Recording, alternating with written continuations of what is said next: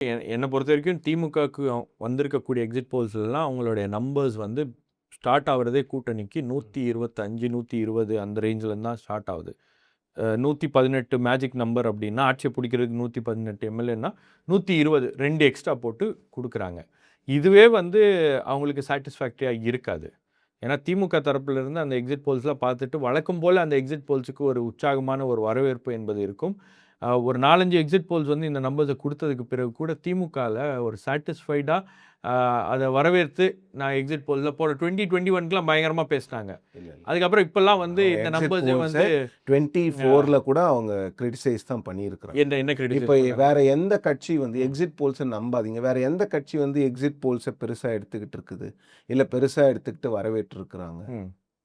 யாருமே இப்ப டிவிக்கு 2021 பயங்கரமா போட்டு அவங்க ஐடி பூரா போட்டு பரப்பிட்டு இருந்தாங்களே, இந்த வாட்டி எல்லாம் ஒண்ணுமே காணுமே. அதுக்கு நான் பதில் சொல்ல முடியாது. அது நீங்க டிஎம்கே இல்ல ஒரு அப்சர்வேஷனா சொல்றேன். இல்ல அப்சர்வேஷன் நீங்க நம்ம பார்த்தோம் இல்லையா, இப்போ 21ல பார்த்தோம் இல்லையா, 21ல வருது அப்படின்னும் போது சொல்றேன் ரொம்ப மியூட்டடா ஒரு ரியாக்ஷன் இருக்கு. ஏடிஎம்கே வந்து எக்ஸிட் போல்ஸை டிஸ் பண்றாங்க. இல்ல எக்ஸிட் போல்ஸ்லாம் உண்மை இல்லைங்கிறாங்க. 2016லயும் இதே மாதிரி தான் இருந்துச்சு. நான் சொல்ல வர்றது என்னன்னா, நீங்க பார்ட்டிஸ்குள்ள போகாதீங்க.